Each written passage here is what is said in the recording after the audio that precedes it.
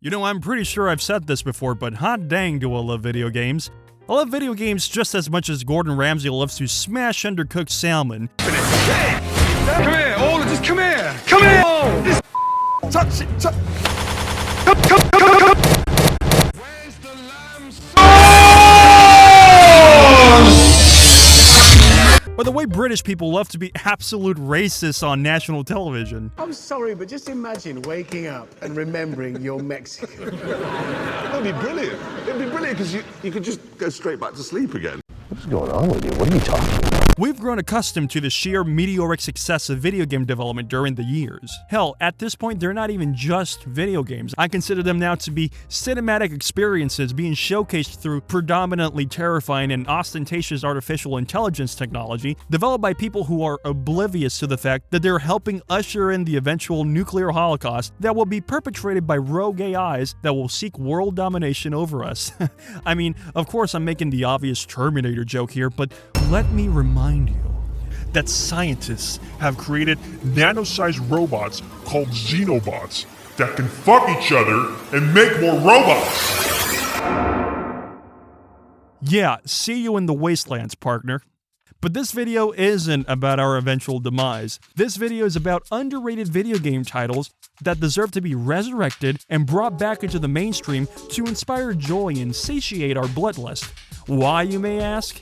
Because I said so. So without any further ado, here are my picks for video games that deserve a second chance in life, starting with Stubbs the Zombie and Rebel Without a Pulse. This for me is my obvious top pick because, okay, think about it.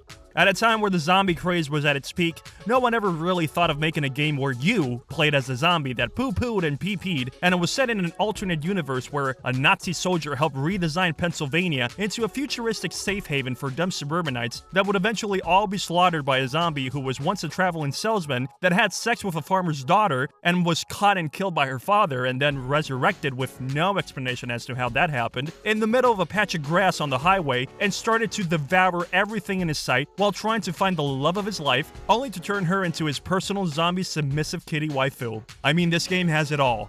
Guns, gore, the ability to utilize your own body as a weapon without it completely disintegrating into pulverized flesh and blood, don't ask me how that happens. Robots, decapitation, Dance Dance Revolution segments that end with a special Easter egg where you get to see a band of barbershop quartet bodyguards sing about your girlfriend's tits. Just step right up and take a gander at the sight of Maggie's melons. You'll never find another fruit that leaves you so impressed. They're all the rage at every age, from kids to grizzled fellas. So plump and firm and succulent, each melon truly blessed. You'll never want to go without, you'll always want them near. But you can't get them just anywhere, you can only find these melons here. So I'm addicted to this. This game is the bee's knees, if you know what I mean. Now remember, the primary goal of this game is to kill humans and devour their pinky, fleshy brains. The more brains he bites, the more allies he creates. This is a highlight aspect of the game because you can actually create your own undead battalion and overwhelm your enemies by commanding your undead minions to yell, hit, and munch your foes to death. Stubbs can herd his newly created slaves by whistling at them or use them to his own benefit. Large groups of zombies make great meat shields when approaching those dirty, cheating pigs with ranged weapons, or he can shove a couple of them into a new location to test it out in case there's some stinky humans afoot waiting to jerk your gurk. This game has a unique combat mechanic as well. You have standard melee strikes at your disposal since your zombie state prevents you from wielding any conventional weapons, but he instead wields a variety of improvised weaponry and combat techniques, most of which are done using specific body parts as explosive or makeshift devices. Techniques such as the gut grenade, which is simply a grenade. The cantankerous severed hand that allows you to possess humans and turn them into your living allies. The bowling head. How does he even grow another head back? I mean, what the fuck? And my favorite, the Taco Bell Chalupa Supreme specialty. Hands where I can swim. My brain! Fatality. Stubbs is even a very capable driver, being able to drive a wide variety of vehicles such as cars, tractors, and tanks. He is a regular jack of all trades. Stubbs the Zombie was my first endeavor into complete and total anarchy. It's clearly a very off-the-wall concept, and its gory content may have made it somewhat hard to market, but this is a game that I can see making a comeback and revitalizing the zombie genre again by its somewhat ambitious concept and infectious humor, setting, and gameplay. It has its shortcomings for sure, but this will be a title that will be well received by today's modern audiences. Its dark humor and unique design would fit snugly in every cringelord's gaming library, as comfortable as my penis in your mom's mouth.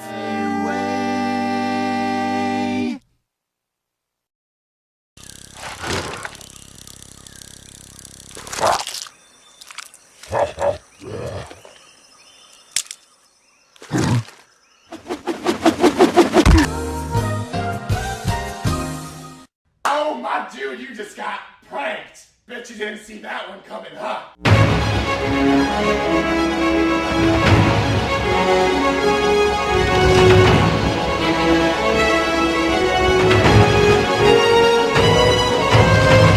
Up next, we have yet another horrifically gory title that will make your parents start thinking about signing you up for extensive therapy sessions. Let's look at the legendary and immensely gory classic, TUROK Evolution. Dinosaurs with laser guns, mutated dinosaur humanoids, and a sea of guts and mutilated heads. This franchise has it all. Based on the comic book character of the same name, this game follows the utterly nonsensical story of the titular Turok, an indigenous tribal member that was warped into a black hole and was thrown into a different dimension that coincidentally resembles his own timeline. I love games like this because the story is always just an afterthought. The developer's main goal was to make a game that you can channel your inner Richard Kuklinski to. That's pretty good. The opening mission is the most standout moment in my personal gaming trajectory because you're just walking along a small path and then you encounter these annoying scaled-down raptors that sort of catches you off guard, and you're like, oh, that was cute. But then you walk up to an enemy just minding his business, which means you have to go and kill him. And the sensation of holding down the right trigger and letting the character charge up his swing to bash him to death was enough to burn this game into the walls of my mind.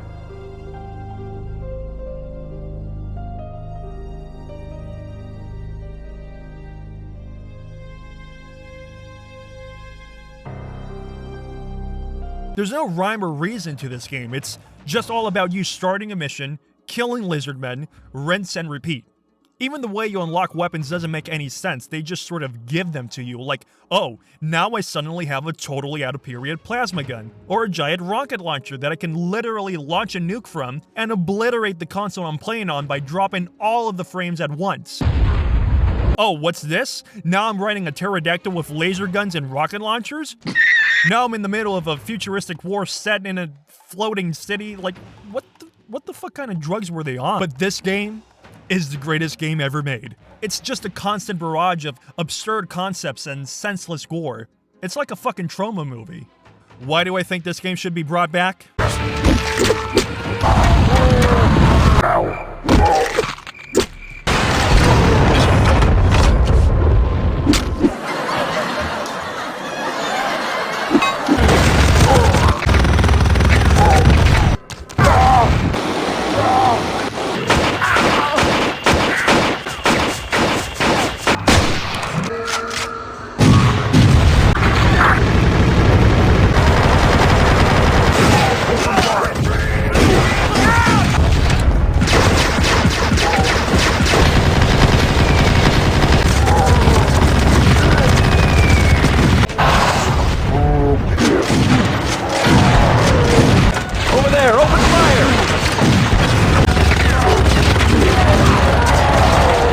Need I say more? They don't make them like this anymore. I'm pretty sure some of the developers went on to bludgeon small animals with rocks after finishing this game. Ew.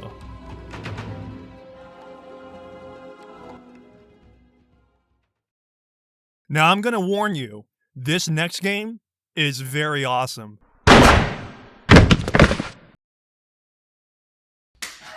Ladies and gentlemen, get right this way to Uncle Woody's Fun Park!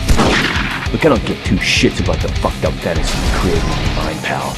All I know is, you're a dead man. Similar to Turok, Roadkill is all about the guns, gore, but most importantly, car porn. I know this game had a story, but it sucked, so it's not even important to the overall experience. This game has blended elements from Mad Max, Twisted Metal, and GTA 3 crammed together to make a 3D open-world bloodfest.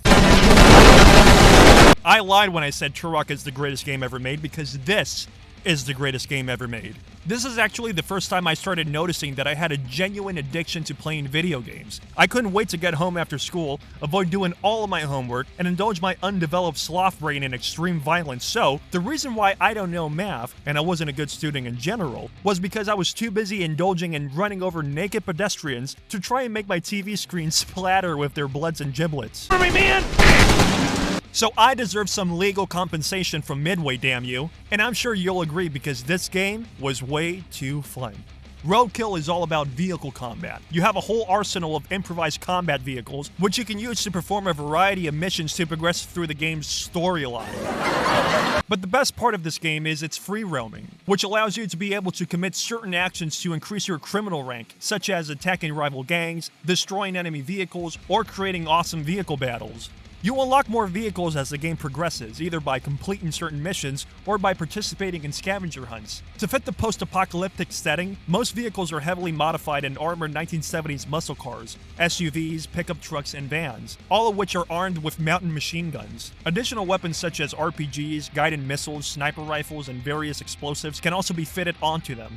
The main goal of this game is to increase your criminal reputation by killing and attacking rival gangs, destroying vehicles, and worst of all, street racing. The overall way this game controls is very nice. Everything is very responsive. It's also one of the earliest games I can remember that added radio talk shows, filled with hilarious commentary that complemented the morbid comedic nature of the game. I like to take a lot of duct tape, right? I get a hooker, the ugliest hooker I can find, and I duct tape her to the roof of the car.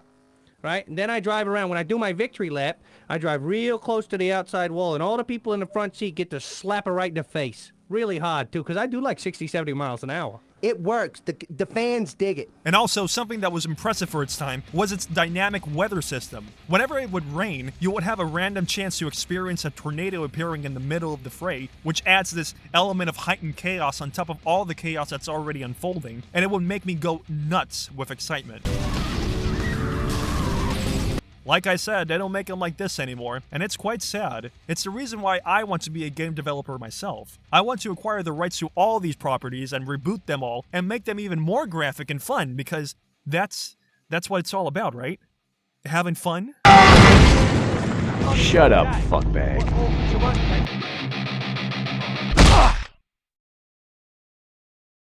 Now let's scale back the psycho killer vibes I'm exhibiting from my person, and let's actually talk about a more family-friendly title for real this time.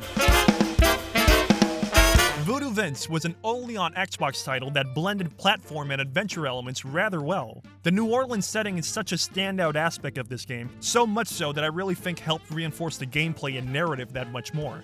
Now this time around, there is a story to be told, even if it's a simple one. Two fat dudes break into a voodoo shop to try and steal some zombie dust, but then some funny shenanigans starts happening and a chair bonks her noodle and she gets knocked out, and then they kidnap her to use her for sexual pleasure later. Then some of the zombie dust goes into this piece of shit, and now he's doing some cool ass shit like he's jumping all over the place and being cool, and that's it. That's the game. Actually, now that I think about it, this game actually sucks dick.